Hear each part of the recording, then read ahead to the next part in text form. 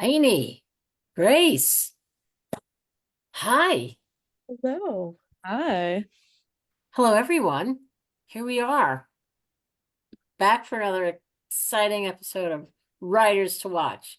This is our first one of 2025. Oh my God. That's crazy that one, it's 2025, and two, that this is the first one of 2025, and it's such a great one. I know. We're starting off with a bang. Yeah, we started Yeah. 2 years ago with What's that? Writers to Watch. This is our officially our anniversary, our second anniversary of Writers to Watch. Oh man, that's a lot. Time We've done a lot of author interviews. We've covered a lot of books. And we're about to cover a lot more. And in the next hour, you're going to hear from some really wonderful authors. So I think that, well, is there anything we want to do before we dive in? Do we want to quickly show our next lineup of writers to watch for next month? sure So that thing. because if people have to log off, they might not, they'll Yeah, come back. let me share that right now. Okay. What a month we're gonna have. And What? Holy Moses. February, gonna be cool. Alison Bechtel, Jess Walter, Meg Mitchell Moore, Christopher Moore, and Uzma Jalaluddin. Got Yeah, it. very good. Yes. Can't wait. Can't wait to talk to all those authors. February. Do we have March? I don't we think we have March. do. Do we? We do? Oh Yeah. my Drum God. roll. Lainey, take it away. Laura Lippman, Susan Wiggs, Nikki Ehrlich, and debut Allison King. Like Unbelievable. this, yeah, we put these ask out and we try to get it early so you can get it in your calendars and know we're going live, read the e-galleys, and immediately, like so many people immediately said, yes, librarians, I can't wait. And so it just filled up, and this is it's a great lineup. And April is coming soon, so watch out. Yep. And I'm So, putting the schedule in the chat so everyone can go RSVP oh, and look great. at the next coming months. Yeah. Can I just quickly say about Crowdcast? If you are watching on Crowdcast, you can follow us, our profile, but you can also sign up individually for all things in a series. So for Writers Watch or Gala Fest, it'll tell you an hour before we're going live and when new ones are added. So you won't miss anything. And on Facebook, you can RSVP or just like follow our event page because we're updating there and we have all of them and our Gala Fest first Wednesday of the month plus or minus a couple Wednesdays because they're odd. But go sign up and get those. I like to have them in my calendar, so I know you do too. And we can't wait to talk more. All right. So because we have an hour-ish, we can go a little bit over. It's not going to be the end of the world, but we want to jump right in and because we had just a wonderful cast of characters here today in the pages of these books. Oh my God, wait till you listen to these authors. Grace, do you have the image up for so we can just do a quick overview of tonight's Sure. Yeah. superstars? One moment. Okay. You guys have so many books behind you. I wish they were real. Yeah, same. Okay, Grace, want to tell everybody who's here with us tonight? Yes, we have Mary Alice Monroe. We have Blair Underwood and Joe McClean, Kevin Wilson, Tennessee Hill, and Jeffrey Self. What a lineup. We Great were lineup. so excited, like when we got everyone confirmed for this one. I remember like the phone call we had. It was very buzzy. Super buzzy. Well, I say without further ado, we get this party started. And first up, we're going to hear from Blair Underwood, and Joe McClean for their book Sins of Survivors, a Carter Brothers novel. So Blair and Joe, Hello, turn hello. your cameras on. Hello. All right. Can you How see are me? you? Yes. Okay, good. Good, good. Hello. Welcome. Hello. Welcome. We're so thrilled, honored to have both of you with us today. Oh, thank you Uh, so much for having us on. We're excited to talk about it. yeah. Cool jacket, by the way. Do you love it? Oh man, it's the best. I love it. I love looking at it. I won't deny It's it. pretty cool. It's It's a pretty beautiful cool. thing.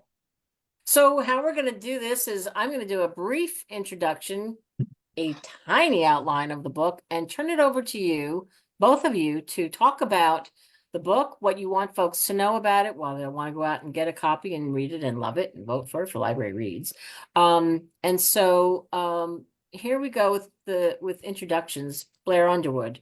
Blair Underwood, a two-time Golden Globe and Tony nominee, and an Emmy, Grammy, and 8-time NAACP Image Award-winning actor, director, and producers, whose credits include Longlegs, Three Women, A Soldier's Play, LA Law, Sex and the City, and many more.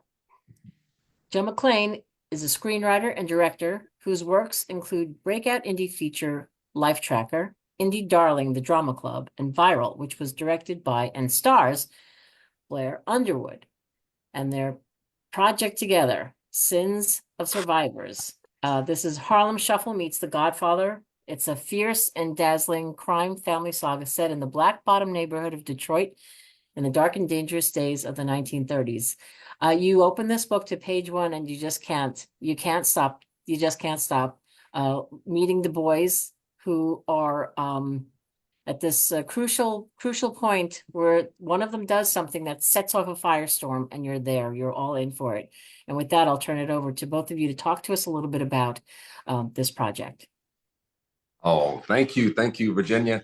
I'll just say something very briefly because I really want you to hear from Joe more than anybody. But I know this is called Writers to Watch, but I am not a writer. So I want to start with that. But I've published about 7 or 8 books with my publisher, Judith Kerr, who was at Simon & Schuster. Now, of course, she's been at HarperCollins, Amistad.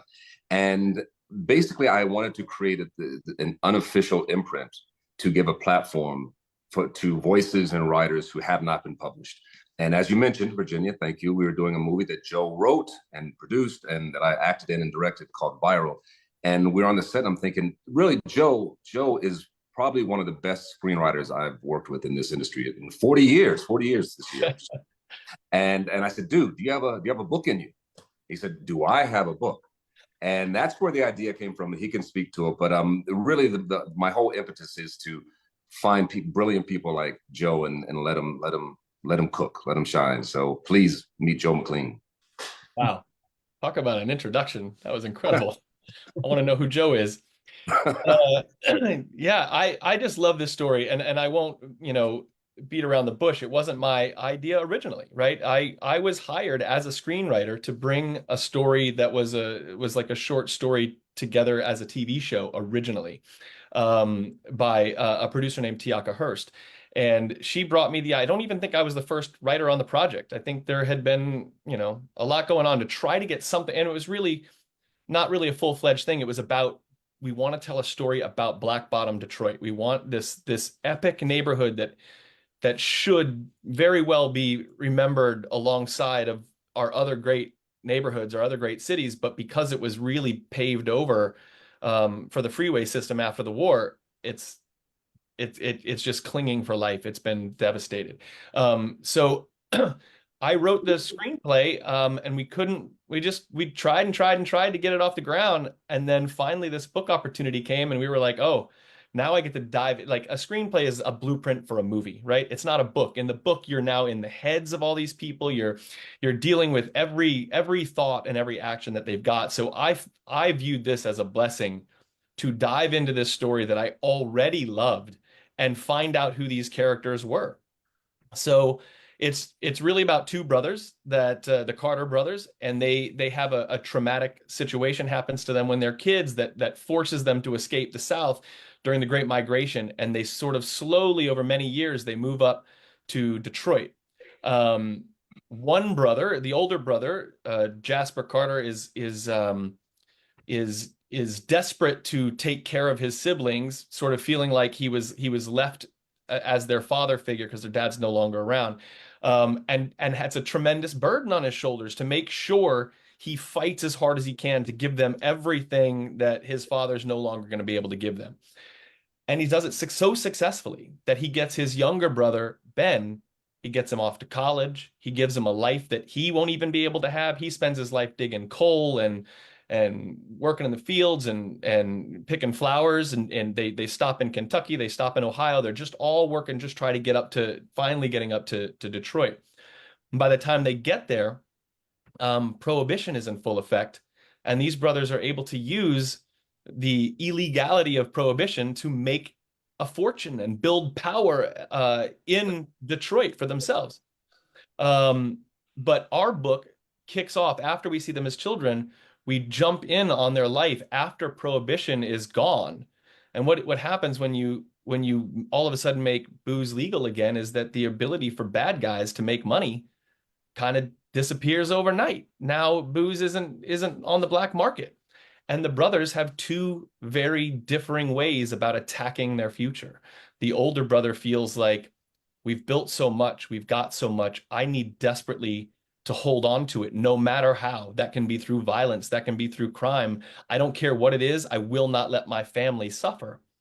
And the other brother, who was given everything by his older brother, got to have a college education and really live a kind of a different life, really feels like we need to be using the power and that we gained through all these years to better the entire community.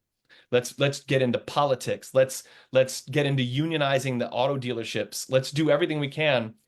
But they go head to head because the older brother really feels like if they do that and fail, then they could lose everything. And he's not willing to lose everything for his family. So these are guys that have been dealing with some really, really heavy, bad things for many years, and now they go clean, and that's more difficult to do than it's possible, really. So some things happen. There's bodies that are dead before the book starts. How and where how they were killed, where they got put, how the brothers get their lives intertwined into this mess. And really, as they deal with their everyday struggles of how to keep the power that they've earned and dealing with the crime that their family is invested in, they're really struggling to figure out how their family and their legacy should move into the future.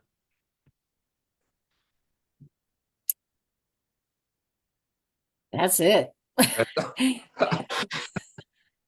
No, that's it. I mean, it's, go ahead. I'm sorry, Blair. No, sorry, I don't want to go over our time, but I am so fascinated by this place called Black Bottom, Detroit. I did a play years ago, well, 7 or 8 years ago, set in Black Bottom. And when I first met Joe on a whole nother project, he mentioned something about a TV series about Black Bottom. I said, dude, what do you know about Black Bottom? Very few people know about Black Bottom. But it really was, there's a book called Motown Before Motown, or Detroit Before Motown. And this was the place, this community where, you know, it's an African-American community, we should say that had doctors and lawyers and all kinds of professionals, but also in Paradise Valley, all of these musicians, anybody who was anybody with a name came through Black Bottom, Detroit. So it's just a fascinating context and place to set this story of these brothers. Yeah. And this family dynasty. They were doing something so special there. Like, I mean, obviously the South Side of Detroit and Harlem were both like super vibrant Black communities, but what was bringing those big musicians to Black Bottom was the fact that they were allowing Black and white audiences to sit in the same room to watch Black music. And that changed everything for them. So they got the big acts to show up in Black Bottom because they were getting an experience there for themselves that they weren't getting anywhere else. And really the music that came out of Paradise Valley and Black Bottom, like, you know, you mentioned the book, Blair, that's Motown. That's the roots of Motown. The reason there's so much music in the blood and in the soil of Detroit is because it was there from the start. Yeah. Yeah. And Black Bottom, wasn't that named because of the soil? The black soil. Yeah. Oh, that's right. Yeah. The French named it that way because the soil was so good. What a wonderful idea to, you know, to set this in motion, Blair, your idea, and then to have this come together. I mean, it's really beautiful, and it's so important because I hate to say it, but there are people that don't know what Black Bottom was or is. I mean, you know, and so this is and told through the eyes of these boys and what they go through. And I mean, they care for each other, but there's just, as you say, there's just such a different way of how they develop, I guess, or how the world develops around them and how they respond to it. There's a great quote here from Marsha Black, who's the co-executive director of Black Bottom Archives, and she says, your book, Sins of Survivors, tells an untold yet vital story of guilt and redemption. I think guilt is like a big part of that with these two guys. Set against the backdrop of Black Bottom, a once vibrant Black Detroit neighborhood erased by urban renewal. It honors the lasting legacy of Black Bottom, a community whose spirit and impact are still felt and celebrated today. It's a wonderful quote, and I mean, and what better way to what higher compliment really to say that, your book is honoring this legacy of this. Yeah. So important, really. Thank you both so much. Yes, thank you. Thank you. Yeah. Well, I think that's good for now. People have it in their heads. We'll go on to Mary Alice Monroe, but don't go too far away, you guys, because Okay. there's going to be people asking questions. So next we have Mary Alice Monroe. Hello, am I here? Let's see. Are you? You are. I see myself in the corner, so I must be on. Virginia, thank you. It's such an honor to have you. We're so thrilled to have you here at HarperCollins William Morrow. Thank you so much for coming here tonight to talk about your book, to speak with librarians who adore you. You have such a huge fan base, and this is just an exciting book and an exciting time. It is a big book for me, I'll be honest. This is my opus magnus opus, I think is ours. Well, it's a bit of a departure, and we can get to it in a second. I would like to just quickly read your intro, so that we can move on to the book. So Where the Rivers Merge is your new book, coming out in May of 2025. Mary Alice Monroe, the New York Times best-selling author of 30 books for adults and children. She's earned numerous accolades and awards, including induction into the South Carolina, Academy of Authors Hall of Fame, the Southwest Florida Author of Distinction Award, South Carolina Award for Literary Excellence, Archie Lifetime Achievement Award, the International Book Award for Green Fiction, and the Southern Book Prize for Fiction.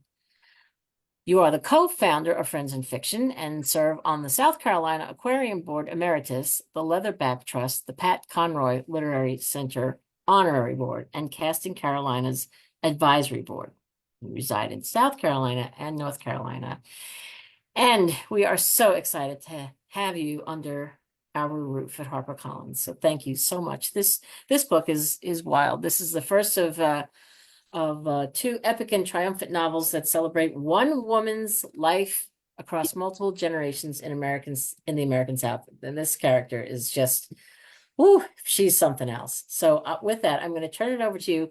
Just give people about 5 minutes or so, just what you want people to know about this book. There's so much here. There's so much to talk about. It's like I said, it took me a lifetime of writing to be able to actually write this book. And I was trying to, this is the first time I've actually publicly talked about it. So it may be a bit rambling. I'll try and get my thoughts out, but It's fine. as you said, I wrote 30 books, and a lot of those, most of them, I had a mission in my mind. I wrote about environmental species, and I tried to make people aware of the beautiful landscape and the wildlife. But after 20 years of that, I finished. I sort of completed that mission. And I wanted to do something with the light of climate change that was broader, more complex, and talk about landscape, talk about why people love land, the connection we have. And we have in South Carolina so many beautiful places, but there's one spot called the Ace Basin, which most people have never heard of. And it's 360,000 acres, one of the greatest estuarine nature parks. And what makes it unique is a lot of the land was given by the people themselves. And what is it that makes people love land so much that they want to conserve for future generations? So I, like I do with any novel, try to figure out how can I tell this story? It's not a nonfiction, it's always fiction. And fiction's emotion, story, the family sagas. And so I finally settled on the life of this one woman you mentioned, Eliza, who is, and it's a dual timeline. And you see the young Eliza in 1908, which is, by the way, the most turbulent, I think, century in America, in the South Carolina, or even the American South's history. Huge change occurred, and for both good and bad. And I thought, let's have her born at 1900.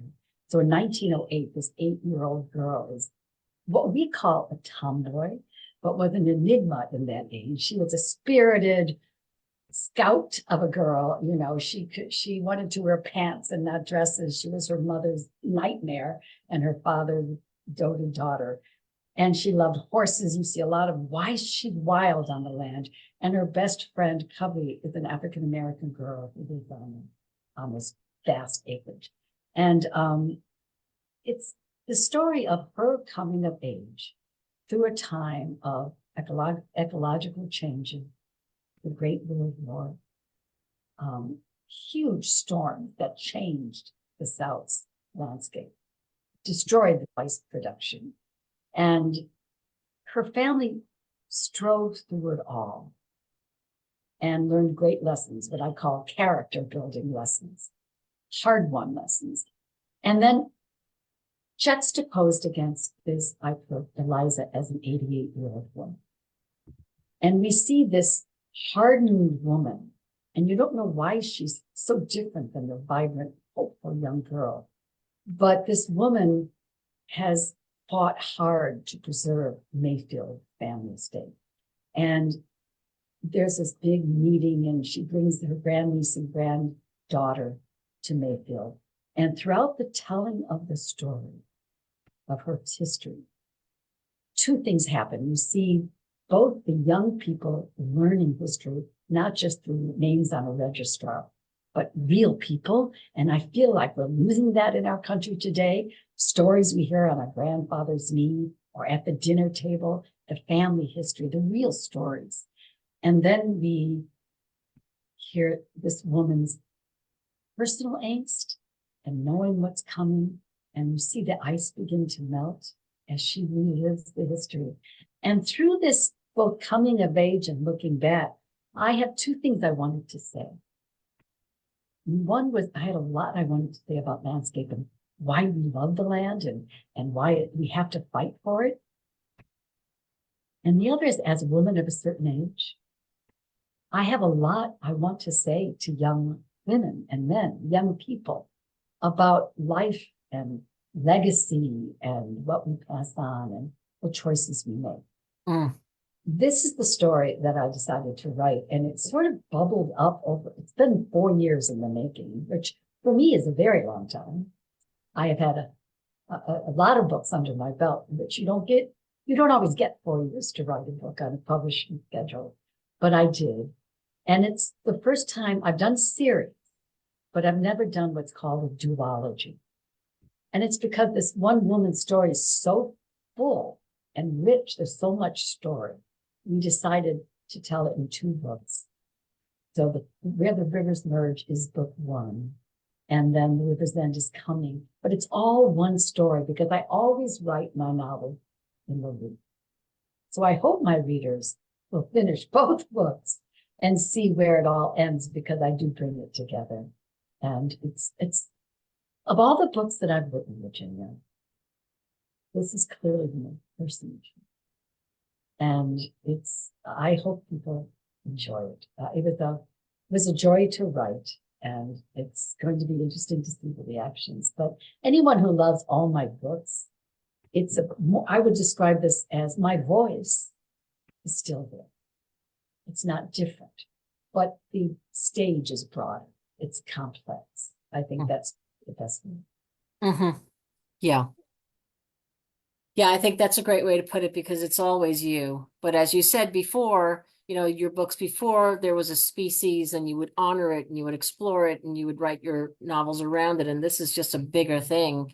And it as you say, it was sort of like, okay, it's time, sadly. But so important and so much to learn. There's so much to learn in this book. And I was going to ask you to talk, well, we can talk about it later. About the basin and all of that, and the 3 rivers converging and all of this. I would like to read a brief quote from Patty Callahan Henry, the New York Times bestselling author of many books, including The Secret Book of Flora Lee. I love this quote. She says, "From the lyrical pen of Mary Alice Monroe comes a poignant tale of one woman's unbreakable bond with the natural world. Where the Rivers Merge is a breathtaking multi-generational saga of Eliza Rivers, a woman fiercely determined to protect her family's legacy and the land that she loves. Where the rivers merge is Mary Alice Monroe at her best, reminding us that there is a magical connection between human nature and Mother Nature, and that it's in this bond where we find our greatest hope for the future. Thank you, Patty. Beautiful. Thank you for writing this book. And we will come back to you after we hear from the other authors. So thank you so much, Mary Alice. Virginia. Okay. Okay. I'm back to introduce Bye. Kevin Wilson. Bye. Oh, wait. Is it my turn or yours? My turn, but Sorry. My I'm so bad. happy. I'm going away Lainey's now. so excited. That was the midway break to say, yay, it's going great. She's just checking in. She's just checking in. I'm gonna. That's hilarious. I was like, am I wrong? Okay. I'm gonna welcome Tennessee to the screen. Hello. Hi. Thank you for being here. You were gonna tell us about your debut, Girls with Long Shadows, but I just wanted to say this was one of those books where I was like, I can't believe that this is a debut. It is just so brilliantly written, and I know that other people are gonna feel the same way and be like, how is this your first book? But that means we get to look forward to many more from you. So Thank you. That's so kind. and then a quick intro before you tell us all about Girls with Long Shadows. Tennessee holds an MFA from North Carolina State University. Her work has been featured in Poetry Magazine, Best New Poets, Southern Humanities Review, Adroit Journal, Arkansas International, and elsewhere. She is a native of South Texas, where she still lives and teaches with her husband and dog. So I will hand it right over to you. Thank you so much, Grace. And thank you all for being here. It's so exciting to have a debut coming into the world, and to be able to talk about it with you is a real gift. The novel takes place in South Texas in a fictional town called Long Shadow, and it orbits identical triplet girls. They're about 19, and their names are Baby A, Baby B, and Baby C. And they're living with their grandmother and their little brother on a decrepit and not profitable golf course in a town of people who are maybe a little bit fearful of them. There's just kind of an eeriness that seems to surround these sisters that makes the people around them uncomfortable. But they're kind of stuck here. They don't have much economic mobility, and the book stays within really one pivotal summer. They're 19 years old, and they're watching their peers go to college or start working, and they're feeling very stuck, all three of them, in different ways. And the preoccupation of all of the siblings, although the book is narrated by the middle sister, Baby B, their preoccupation is, how can we get out of here? And they start to kind of stretch away from each other in painful ways and dangerous ways, trying to figure out who they are as individuals. And I think this is underscored by their names being Baby A and Baby B and Baby C, and they're being identical. I was really fascinated as I was writing. I'm a triplet myself, and I have two brothers, and I know what that's like, but I've never had a sister, and I've never looked like somebody else. And I was really thinking about the implications of that, especially in a small town. And during the summer, while they're trying to, I guess, navigate their individuality, there's a catalytic moment of mistaken identity between the sisters and a few young men in the town. And this kind of ignites each of the girls' hidden and unique frustrations with their situation, their economic situation, their physical situation, and looking like each other, their environment. They're in a town of people who aren't really caring to distinguish them from each other, and have regarded them as unremarkable, really. And each of the girls' kind of frustration spirals into dangerous territories. And this threatens their family bond, their sisterly bond, and ultimately it becomes physically dangerous. And throughout the book, there are intermittent vignettes from the communal point of view of the town.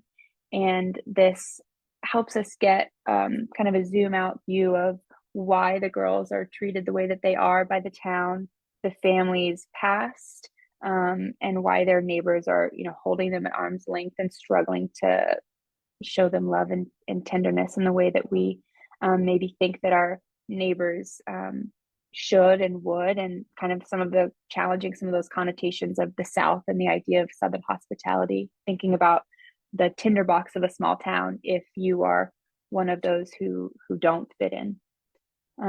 The novel thinks really closely about womanhood and feminine expression, family, young adulthood and self-discovery, and the stoic fragility of a small town. And at the heart of the story, narrated by just one of the sisters, is rumination on identity and age, trust and strength, tenderness. So yeah. Thank you so much. I really loved how you played with structure in this. It just added so much to the story with the community's perspective. And I just wanted to read one quote from Julia Fine, author of What Should Be Wild. She said, "Girls with Long Shadows is like nothing I've read before, yet achingly familiar in its complex portrayal of sisters, identity, and teenage girlhood. Atmospheric, addictive, a beating heart of a book, Tennessee Hill writes like a dream." And I could not agree more. So thank you so much. And I'm going to pass this off to Lainey, who's going to introduce our next author. Thank you, Grace. Okay, Kevin Wilson, come on down. Okay, cool. All right. I can see everybody now. Hi, Kevin. How are you? Hey, how are you? I'm doing great. Good. We're so happy to have you. We feel like you're honorary Library Love Fest member. So thanks for coming back on. And I'm gonna intro you, and then I want to hear all about Run for the Hills coming out in May. So let's do a quick intro. Okay, Kevin Wilson is the New York Times bestselling author of 5 novels, including Now Is Not the Time to Panic, Nothing to See Here, and The Family Thing, as well as 2 story collections. His work has received the Shirley Jackson Award and has been selected as a Read with Jenna book club pick. He lives in Sewanee, Tennessee, with his wife and 2 sons. And we have a new novel, Run for the Hills, that is a road trip novel with some siblings. I can't wait to hear more. It comes out in May, so I'm turning it over to you. Oh, thanks, Lainey. And I'm really honored to be a part of this, and I'm so grateful, and also just have loved hearing about these other books that all sound just so incredible. So yeah, I'll really quickly. Run for the Hills is my 5th novel, and every time I think I'm going to write about something different, but I end up coming right back to the things that I'm obsessed with, and a lot of that is just what I really care about, and what I'm trying to write to figure out is, I'm interested in how we're made and who are the people that make us and our responsibilities to them, and then what is our responsibility to the things that we have made, to the people that we care for. And a lot of times the books move between two different ideas of family, either biological family, like the family Fang, where these weird parents kind of foist all of their strangeness onto their children, or it's found families, like in Nothing to See Here, where a young woman takes care of children who burst into flames who are not hers, and the idea of making a family out of that. And so I've kind of always thought of them as distinct. But for this book, one of the things I wanted to think about was maybe I could smash those two ideas together, of found family and biological family. And what would it be like to learn that you have all these siblings that you didn't know about, that you'd lived, most of your life under the assumption that you were alone in the world? So Run for the Hills starts with a woman, Madeline Hill, and she goes by her nickname Mad. She runs a farm in Tennessee with her mom, and her dad left them when she was 10, and she hasn't heard from him or seen him since. And then one day at the farm, this guy shows up in a PT Cruiser and tells her his name is Rube Hill, and he's her older half brother, and that before Tennessee, her dad lived in Boston, Massachusetts, and wasn't a farmer, but a writer. And then he tells her that he's moved and had other families and other children and other occupations. And he asks her to join him in this PT Cruiser and head west to find their siblings, and then just track down their dad and confront him. And so off they go, awkwardly meeting these other kids and convincing them to go west to California. Um, it was a fun book for me to, and when you said it's a road trip novel, I agree, but uh I'm really afraid of the outside world. Like, I live in the same county where I grew up. Almost all of my books take place in a fixed setting. Like, I don't ever want my characters to go anywhere. I just try to keep them in the house for as long as I can. And part of the reason is, for me, if I can have a constrained space, then I can build up tension and I can get combustion. I can get all this cool stuff. So when I knew this book needed to move, I was really worried. I was like, they got to go on a road trip, and how am I going to do that? And then I realized, and I know I've said it 3 times, but I was like, oh, if I put them in a PT Cruiser, and I'll have this constrained space, and that each time they'll add another sibling. So there'll be more people in that car. And even though they're traveling across the entire continental United States, I can still have all that pressure. But I have a car now. I have an engine that will keep the story moving. I don't know. And so for me, it was like a testing safe way to figure out how to leave my house and get these characters where they needed to go. And it was really fun. It got me and Mad all the way from Tennessee to California and back again. I love that. Yeah, I feel like the fifth person is the PT Cruiser. It's just so funny to envision like this car pulling up and like changing your life. But yeah, I loved all 4 characters for many different reasons, the siblings, and I couldn't wait to get back to it every time I put it down. So thank you. Oh, thank you. Okay, we'll see you back in a minute. Sure. Okay, and I am excited to introduce our final author of the night, Jeffery Self. Hello. Hello. Hi, Thank you how are for you? being here. Oh, I'm good. Thank you. How are you? I'm well, thanks. I'm good. Oh, okay. I am just really excited to talk about this book because I feel like people use the word like laugh out loud funny like often, and this is one of those books that like I actually mean it. Like, I was reading it on the bus and I felt like I looked insane because I was just laughing to myself and looking at my phone because I was reading it on my Kindle app. But it is genuinely hilarious, and I was just really gagged multiple times while reading this. So thank you for a great reading experience. Um Saying that, that's very nice. and I'm just going to read your bio really quick. Jeffrey is a writer and actor whose TV credits include Search Party, The Horror of Dolores Ranch, or Roach, my bad, Shameless, 30 Rock, Desperate Housewives, as well as co-creating and starring in the cult lo-fi series Jeffrey and Cole Casserole with Cole Escola. And your film credits include Drop, spoiler alert, Mac and Rita, and The High Note. He is the author of young adult novels, Drag Teen, and A Very, Very Bad Thing, and he lives in New York City. So I'm gonna pass this to you to talk about self-sabotage, and also I want everyone to just really look at this amazing cover. They did do a really great job with that cover. It's really great. Shout out to the HarperCollins design team. Everybody's covers are so excellent, actually. But thank you so much for having me. I am very excited to be a part of this world, and very intimidated and flattered by all the other to be a part of all the other authors. But yeah, so this book is called Self-Sabotage and Other Ways I've Spent My Time. And it is a memoir and essays. And I've been working on it for a few years. And it's the first time also, I think it was Mary Alice that just said this, but it was the first time I've really talked about it in a public way. So it's a strange thing because it's, memoir and about myself.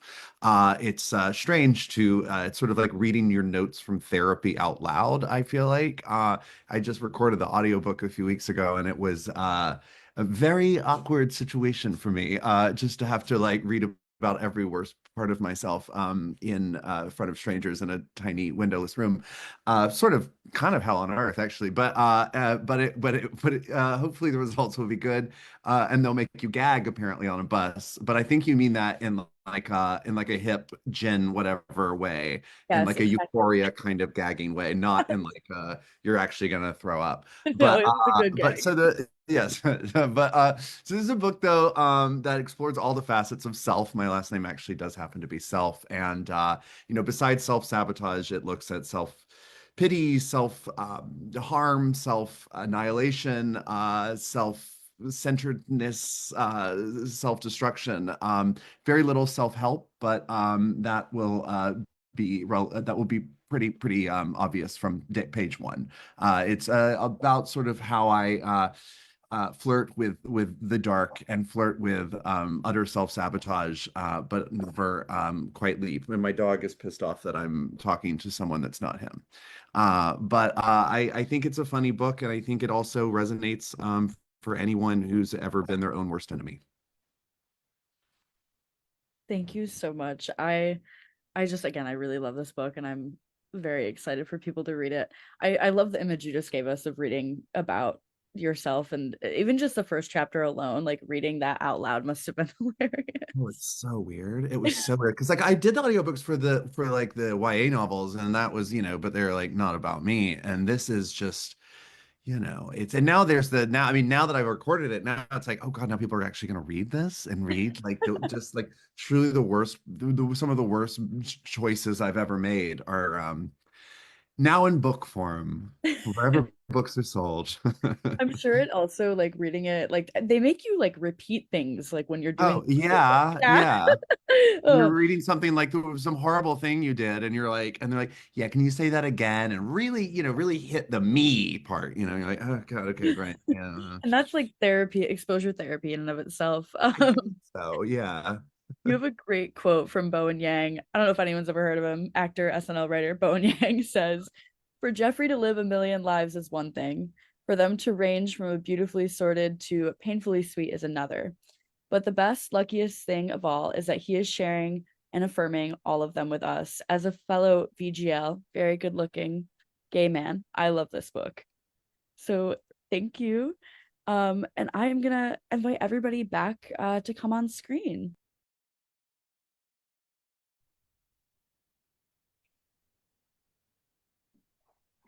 Hi. Everyone's there. Well, that went fast. We have time for some questions. So if we can go around, there are some questions for each author. So we'll jump right in. I'll go first to ask of Joe and Blair. First of all, Samantha King says, "This sounds incredible and maybe needs to be a movie too, starring Blair." And Jeffrey. And Jeffrey. And Joe was an actor as well. Okay, fine. You can all be in it. We'll all be in it. Miriam Khan asks, "Is the Black Bottom part of the Great Black Swamp of Northwest Ohio?" I don't know the answer to that question. I don't think so. I've not heard that. Yeah, we don't know, Miriam. But before we went on, Joe and Blair, you were talking about the why they called it Black Bottom because of the soil. It was the black soil. The French that settled there first called it Black Bottom because of the black soil that was good for their crops. Pam is asking, are any of the descendants of these brothers living? This is a novel, but if so, if any of them were contacted as consultants, but this is a novel. But going into, what was your research like? I mean, it was heavy, and it was spending some time in Detroit, obviously, and I'm not from Detroit, so I had a lot to learn. But history is everything to me. I just can't tell you how much I love it. And so reading everything I could read, but then when it came down to the really nitty gritty specifics, one cool thing that I discovered was that the Detroit Free Press and the Chronicle, so a white paper and a black paper from the area, are on newspapers.com. So I was able to go in and go, okay, well, what happened on this very specific day on this street corner? And how did the white paper report it? And how did the black paper report it? And then it painted not only the background of my entire story, but it also was a testament to how very little things have changed. I must say too, just one of the things that is remarkable about Joe is his ability to, as actors, to immerse himself into a world, but to find and project those nuances. Specifically, I'm talking about the African American culture. Joe is not Black, I don't think. But I mean, people have read this book. I've had a lot of friends read it. Like I had no, and I may mention it afterwards. I had no idea, but his ability to really find the the colloquialisms and the rhythms and the world, the way we speak in the Black community and how they spoke in the 1940s is very remarkable. And it's one of the things I'm excited about in this book. Yeah, it was great to study the time as well as the race as well as the place. Like they're all three characters that come together to tell the story. Yeah. And so effectively told too. And it's really wonderful. And I love the collaboration with both of you. I mean, it's really neat how this came together and more to come. So More to come. There's another novel after Okay. this. I love that. I just learned that word duology, Mary Alice. Thank you for that. So we have a second novel that he's already written that'll be out next This year. time. I It's new wrote for that down. I was like, oh, duology. Blair, it was new for me too. I didn't know Okay. that. Okay. and that answers another librarian's question, Lily and Dabney, who wanted to know if you'll be continuing this story. There'll be another installment in the series. So There is. yeah. Yes. There And to the is, first yeah. question, we do hope to turn it into a series or a movie. So we'll see. We're working on all of that now. That's exciting. That's, oh God, I hope that comes to pass. That would be amazing. Okay, who else has a question for somebody? Kevin, you have a lot of love in the chat, and we have a question, speaking of Lily and Dabney, who asked, did you do any traveling for the book? Or, because you were saying a way to get out of where you are. Do any traveling for this book? No. No, I couldn't. I don't want to leave the house. And that's part of why I'm a writer is for me, I can do research and I can read. And, there have been occasional times where I've gone into like some of it set in Oklahoma, but as a kid growing up in the middle of nowhere of Tennessee, like books were the way for me to feel less terrified of the world, was that I could enter into this book and it could take me to places that I couldn't get to otherwise. And it would help me that when I went out into the larger world, well, if the world of the book had helped prepare me in some ways for the complexities of the world, I'd feel a little stronger in it. So I love books in that way, but I still don't want to go anywhere. And if the internet can allow me to research, I am going to use it every single time. I love that.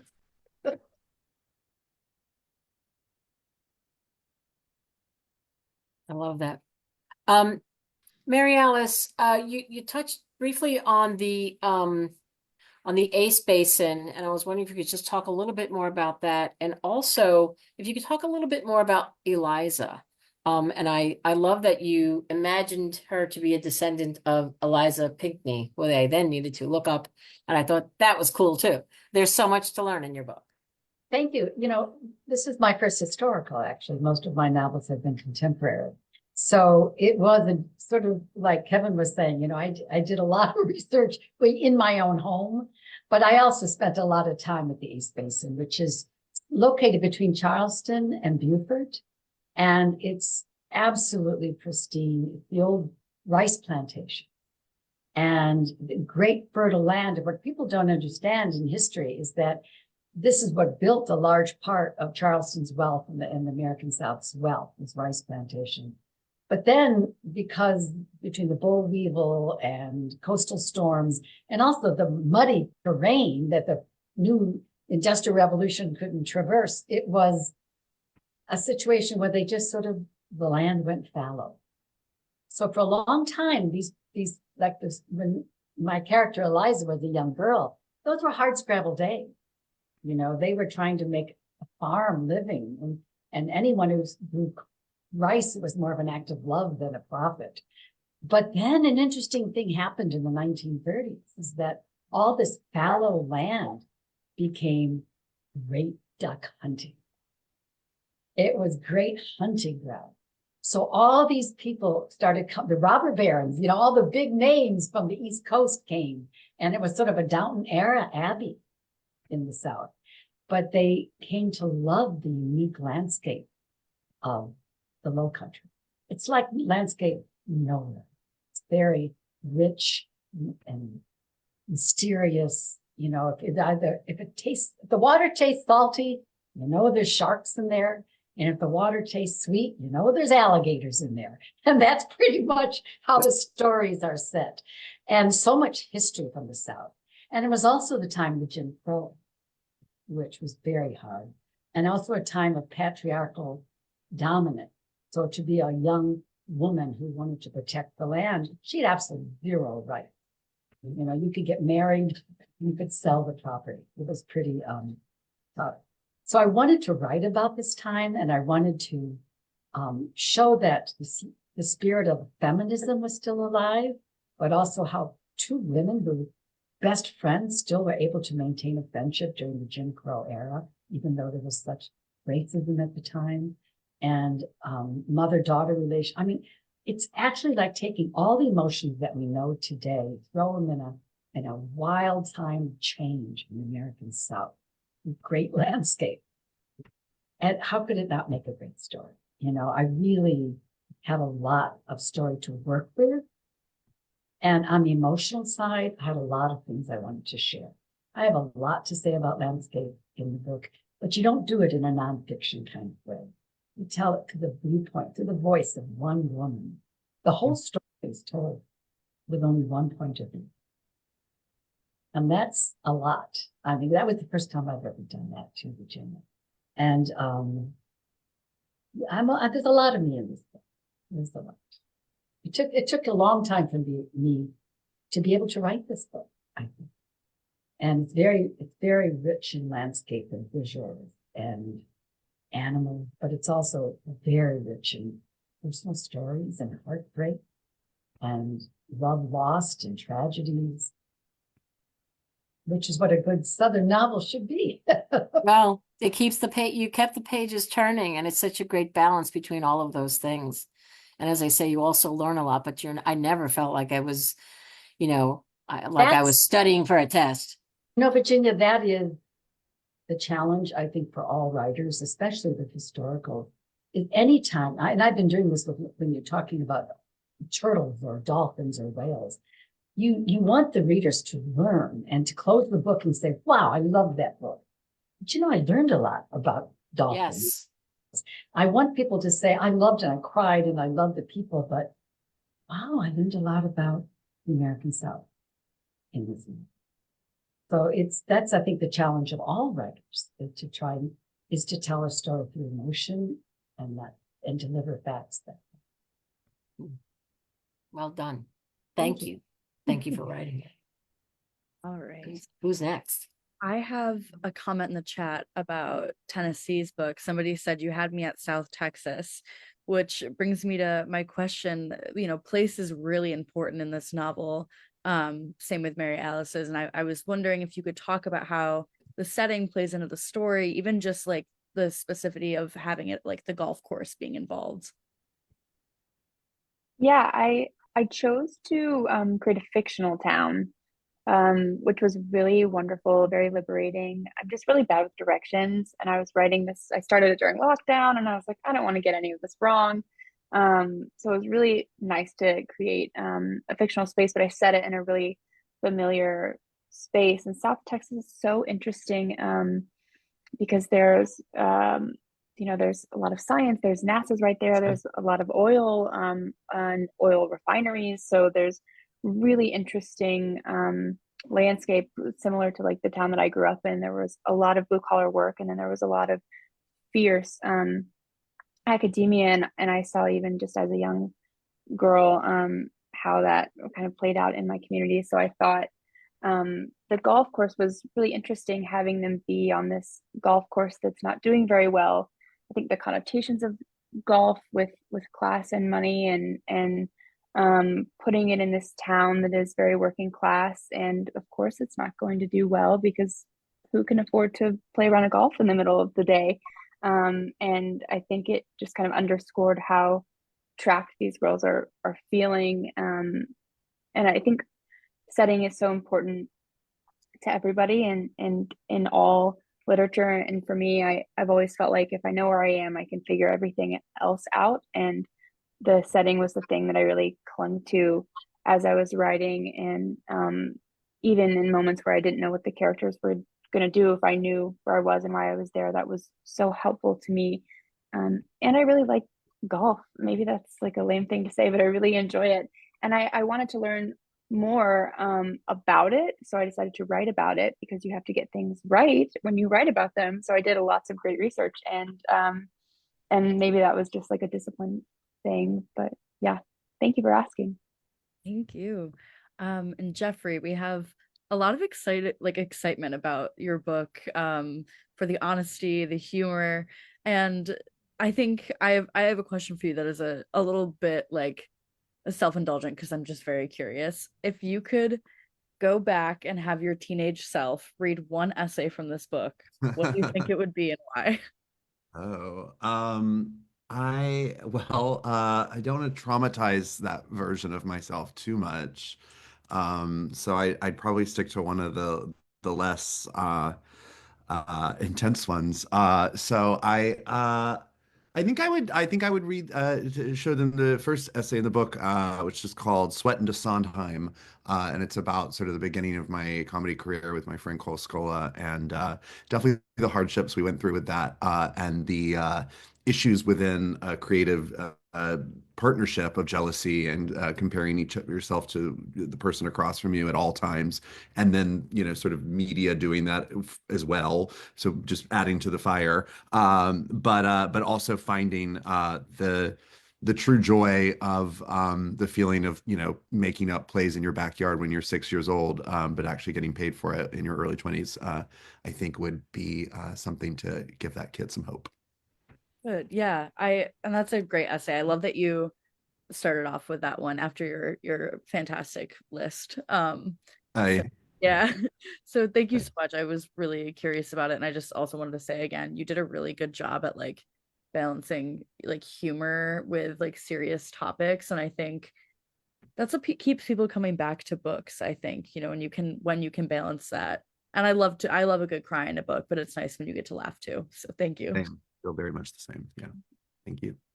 Okay, I don't want to go without leaving any questions unanswered, so we'll do a round robin here because we got a question from Jennifer Winberry for Joe and Blair. How was the experience of translating what was meant to be a script into a novel? S.A. Crosby comes into mind as a reader like while I was listening.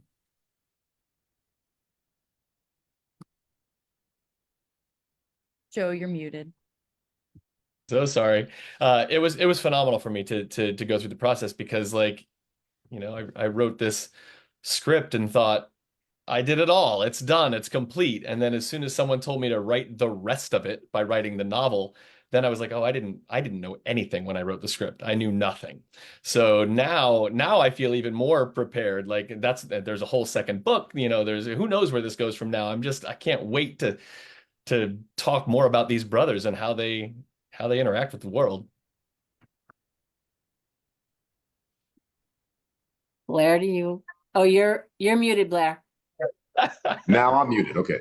No. Just the Joe and I are storytellers. So really I'm so involved every step of the way, just the development of it, the characters of it. But he's the one writing it, he's the one putting it on paper. So this is really his experience to translate it. So I can't really speak to that. You were talking a little bit about the process of sorry, I'm losing a train of thought. Maybe go back to me. Go to someone else. Sorry, I lost the train of thought there. Yeah, but that's okay.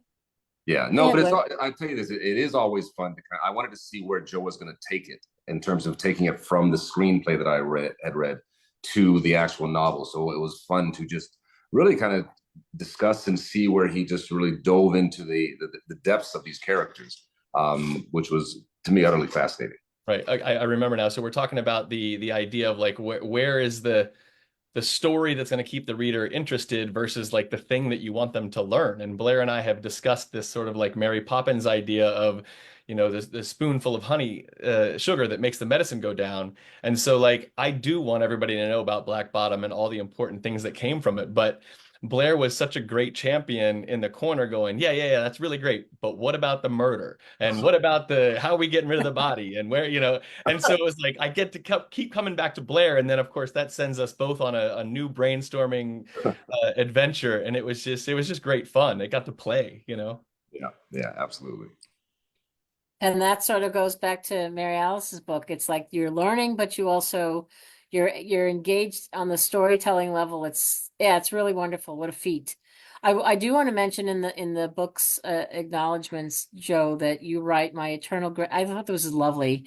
My eternal gratitude lies at the feet of Blair Underwood. He is a giving and caring creative partner that I'm sure has spoiled me for future partnerships. Always generous with his time, passion, and love for character and story. Blair has been a defender, a champion, a collaborator, a foundation. My only hope is that I may somehow be worthy of the support he's thrown my way. That's so lovely.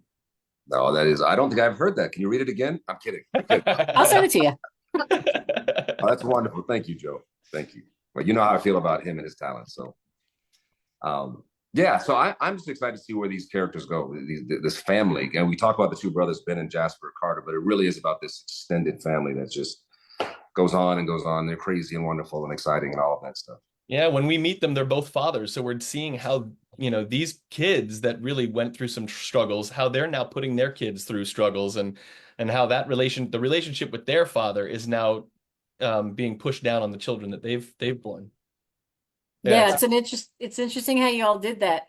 The beginning of the book, it's like they're kids, and then something happens, and you have to read it to see, and next thing you know, he's all grown up. Like, whoa, what happened? Couple more questions. We're gonna just do them real quick if it's okay. And this isn't really so much a question for Mary Alice, but it's from Miriam Khan. She says, Eliza Pinckney, we were referencing her before because you sort of used her as the sort of the inspiration for your character. And Miriam just, is acknowledging that she was a fascinating person and very important person for South Carolina economics pre-Revolutionary War. She was an amazing woman. And I think one of the things that I loved about her, not only in the South, of course, everyone has the ancestry and they stay put. And they don't move. In the South, you stay home. And right, Kevin? Stay home. And Eliza Pinckney was this young, her father went back to Antigua to raise sugar and left 3 plantations in the care of a 16-year-old girl. So imagine, and she brought indigo to South Carolina. So go fast forward a couple hundred years and you have a young woman in 1908 who wants to run this plantation. And her dad is like, absolutely not. The brothers who are not worthy, they're males. They get it. So it was that patriarchal society that women even today have glass ceilings to burst through. But back then it was inconceivable for a woman to run it. So I loved Eliza Pinckney's heritage, and she had that genetic. I'm a big believer in genetic memory and genetic ties, and you can see it in all of our family, and I thought this would be the right ancestor to pick. That's great. I think there's one more question, Lainey, for Kevin. Yes. So Lisa Casper said, when you were writing the sibling characters, did any one of them surprise you in any way? Sibling characters surprise me. Yeah, I mean, that's the reason I'm writing is you have this idea of what you hope, and then you have to adjust, especially because each character is so combustible, and the moment they come into contact with another, they have to react and change. And I mean, part of the reason that I love writing is surprising myself and trying to adjust to the need of the character. And I think it was especially because they're all 10 years apart. So the minute you have this, I'm in my 40s trying to like talk to a college kid that I'm your half sibling and hey, come with me to California, you get these weird little moments where the relationships still though change, like that you can be 40 and you have this sibling who is 10 and yet you can feel these moments of connection was kind of the wonderful thing about writing it. So yeah. Yeah, it's kind of like they're meeting a past self in a way because they're meeting them at different times of grief too, as the dad leaves. So that's a cool aspect. And realizing your situation's not unique. It's like comforting, but also upsetting. Yeah. And actually somebody mentioned, you said combustible, and let's not forget your book before, Nothing to See Here, which kind of they pointed out, Jeffrey, your book, it's got someone on fire, and so does Kevin's book, Nothing to See Here. So whoever's designing people on fire on covers, they've got a job because we've had 2. We've got the market cornered, Jeffrey. Yeah. You and me, fire covers. Yeah, that's it. Well, I think we've gotten to all the questions, and if I'm wrong, Lainey Grace, let me know. And if we're good, we always like to Lily and Dabney beat us to it. And she asked the question that we like to ask at the end, providing there's time. And what's time? What are you all reading? Is there anything that you're reading that you're just loving so much and you want to let people know about it? Yeah. Let me jump in. I have an event every January, and I have two authors on reading their books, and I'm going to tell you about them. Kwame Alexander's Why Fathers Cry at Night is just mind-blowing. He's a wonderful poet and middle grade writer, but this is for adults. And the other is Patty Callahan Henry, who, thank you very much for the quote, Patty. But she has a book coming out in March. And both of these books are very different, but very powerful. And I love to highlight the books. The story she left behind, by the way, is Patty's Story novel. she's left behind. Okay, thank you. Oh, Grace's. I'm writing all of them down. Yeah, everyone, they always want a list or like a catalog, and so we've learned to go ahead and collect them for them, so it makes it easier. They don't have to scribble really fast. Who wants to go next? I just finished a book by someone I'm sure we all know of, but he's been around forever. But Charlie Chaplin's My Autobiography, and it just blew me away. I had been sort of putting it off for many, many years, and to hear his discussing of just his life from when he was, super poor in England, all the way through basically being, unceremoniously kicked out of the United States. It was just fascinating. And there's a great foreword. I wish I could tell you who wrote it, but they're talking about, when you're thinking back to literally when you're 4 years old, how like truthful could it be? What are you really remembering? What are you sort of just remembering what people told you about your own life?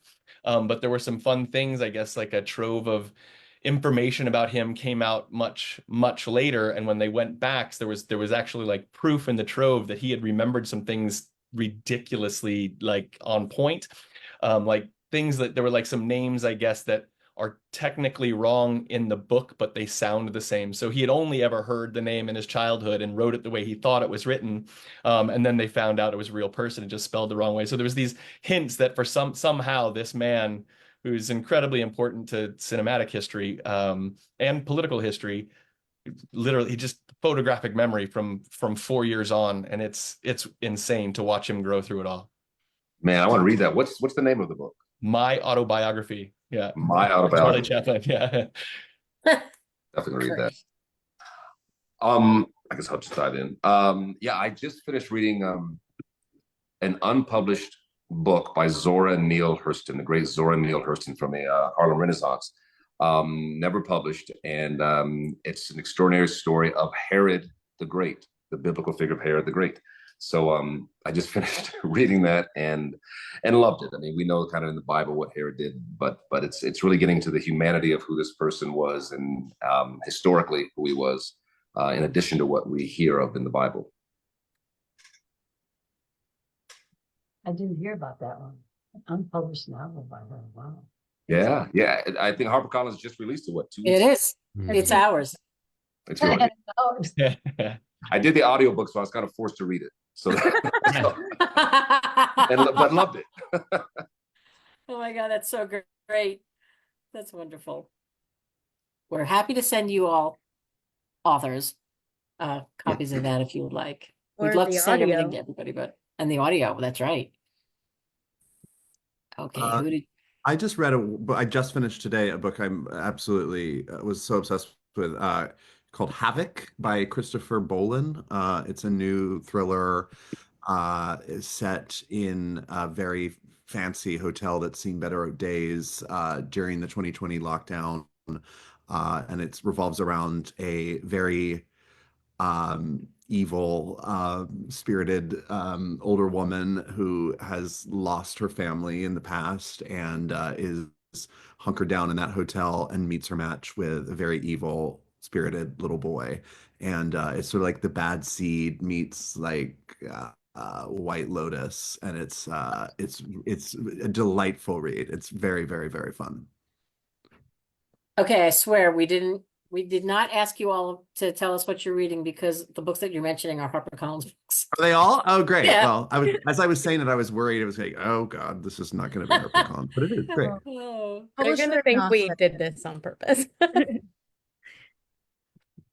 I'm actually rereading because I'm doing an event with her in May for the paperback, but it's Shelby Van Pelt's Remarkably Bright Creatures, and I read that for a blurb. So it was before the book had come out, and there was no one really to talk about it with, and so it's really fun to read it again after all the kind of insanely wonderful reception that it got. And both now my wife and son have already read it, so it's great to talk about it with them. But I'm just finished, and it's by a woman named Jen Fox, and it's called Daughters of Chaos. And it was one of the wildest books I've read in a long time. It's set during the Civil War, and it's kind of based on a true story of Nashville's attempt to get rid of all of their exile, all of their prostitutes during the Civil War. But this woman, Sylvie, shows up in Nashville, and I'll just read but she soon becomes entangled in the cult of chaos, a mystical feminist society steadfast in its ancient mission to confront and eradicate the violence of men. And it is such a wild and such a fun book to read. That sounds really good. I just have That to, does. the Shelby book, Remarkably Bright Creatures, was so fresh and original. I had her while doing, what a joy she was. I'm glad you mentioned that one. That's ours too. Yeah. If I'm not mistaken, we did her first event ever, right? We She'd did. never spoken about the book. She came on, and that was such a special one. Like you, Kevin, we were just like, we're here for it. We get to see this ascension. Yeah, it was great. And you're right, insanely, the trajectory was just, and deservedly so. Yeah. It was a wonderful book. Mm. And Tennessee. she's so lovely. That was special. Yeah. Have we gotten to everybody? No. Nope. Tennessee, what are you reading? Tennessee, bring it I've on been home. working my way through Claire Keegan's work. I think like everybody else, Ah. just obsessed with her. And I'm a high school teacher, and I wiggled Foster into our curriculum, which is so great because now I have a bunch of teenagers that are excited about it, and I get to talk to them about it. And I just reread that to talk to my students about, and I just can't stop thinking about it. Somebody gave me that for Christmas, which feels like kind of really interesting amazing. that you just mentioned it. So maybe, yeah, I'll put that one on the top. Thank you. Mm-hmm. Great. So I will send the link to that catalog to all of librarians so they can easily access your reads. Well, everyone, this has been really wonderful. Thank you all so much for taking the time tonight to talk with us about your books. And Grace, if you want to show the image one more time of all the jackets. We have Sins. Let's see, do we have that up there? Let me put the jacket. Yeah, I'll give you a second. Okay, so Sins of Survivors, Blair, Underwood, and Joe McClean, and that goes on sale May 20th. Mary Alice Monroe, Where the Rivers Merge, goes on sale May 13th. Run for the Hills, Kevin Wilson, goes on sale May 13th. Girls with Long Shadows, Tennessee Hill, goes on sale May 6th. And Self-Sabotage by Jeffery Self goes on sale March 11th. What a way to start off the new year. What a wonderful night this was. Thank you all. I'm sorry we went over a little bit, but it was, you can't stop great stuff. It went so fast. Thank you. Thank you. Good. Thank you so much for having us. That was great fun. Thank you for inviting us. Yeah, thank you so much. That was really lovely. I look forward to Thank reading you. all your. Yeah, and it's great meeting you all. Yes. Look forward to reading also. Thanks, everybody. Thank Take you. care, everyone. Thank you and stay safe. Bye. All right. Bye-bye.